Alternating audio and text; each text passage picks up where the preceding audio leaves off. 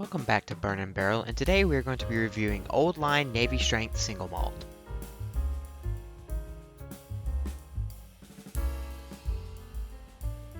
Old Line is a distillery that is located in Baltimore, Maryland. It was founded by Mark McLaughlin and Arch Watkins, who were both stationed at the same Navy base and flew together during the active duty squadrons. You can read their full story on the Old Line website that I have linked in the description below. Similar to the flagship single malt, the back of this bottle contains a dark navy blue label that contains tasting notes and other sorts of information about this whiskey. Similar to the flagship bottle, the front of this bottle contains the name of Old Line and some Navy symbology that calls back to the founder's history. This particular offering is 100% malted barley and a 114 proof. And now, let's get right into the review. So I've gone ahead and poured up some of the Old Line Navy Strength here. And as you'll notice, I don't have my bottle here with me. I went ahead and gave this bottle to my dad. So I have got a sample of it here to review, but unfortunately I won't have the bottle here for this particular review. But that's okay. Let's just go ahead and get right into it. So, as you can see, the colors on this one are a little bit darker. And I'm going to compare this to the regular Old Line single malt, considering this it's the same thing, just the Navy Strength version of it. So I'm going to draw a lot of comparisons with it for that reason. So the color on this is definitely a little bit darker than that one was.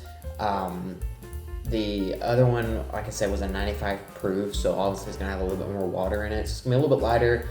And this one's the 114, so not nearly as much water, allows it to be a little bit darker than you normally would have it. So hopefully that will correspond to maybe some darker, more rich flavors on the palate and the nose. So let's just go ahead and get right into that. So I'm getting on the nose, again, drawing comparisons to the other one. I'm getting very similar nose to the other one, but up a level. So I'm getting the same kind of chocolatey orange type notes out of this one that I did on the other one, but I'm also getting a richer version of that. So it tastes like a really rich milk chocolate orange candy is kind of like what I would describe this. And it's also got that lemony type note over the top as well that I got in the other one. You can definitely tell this is a richer pour compared to the other one. It's just got that extra depth to it. It's just got a punch to it that the other one doesn't have as much. Yeah, this one is just a good step up from the other one, at least on the nose and the color so far. So let's go ahead and test that theory on the palate.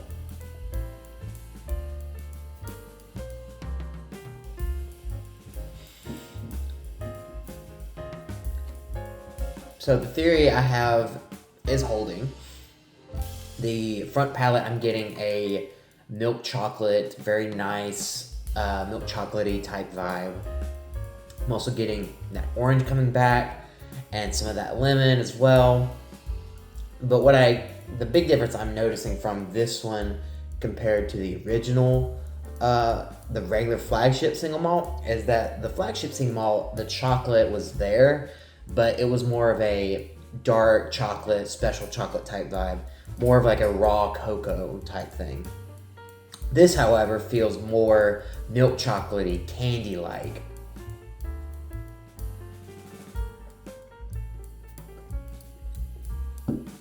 Combined with the mouthfeel, it almost just gives me vibes of like melted chocolate, like a chocolate sauce or something you would dip maybe strawberries in or something like that.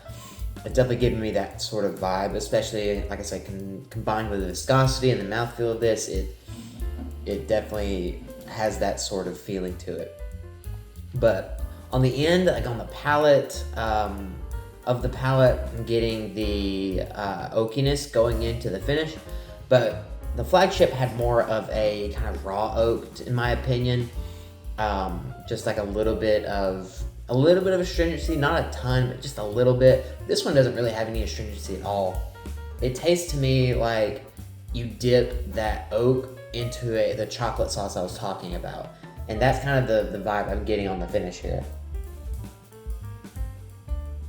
And it doesn't last super long. It's a medium length. It's not gonna like go forever because like it's really lost its power like as of right now. So it lasts like a good 5-6 seconds maybe, but it's not like a fading and gone. It lasts a little bit, but just not a ton. But what I do get is very good. Like I said, a chocolatey oak. I'm getting a little toast too, which is kind of interesting. Near the end of it, just like a little bit. So I can definitely say without a doubt that this is a step up from the flagship. I think if you like the flagship product, I think you will very much enjoy this. The original flagship I gave a 6 out of 10. I thought it was a above average single malt, and I thought it was good, solid. It didn't blow you away, but it also doesn't disappoint you really, and you're just very happy with it. This one I think has some good qualities that can start creeping up into the wow, this is just very good.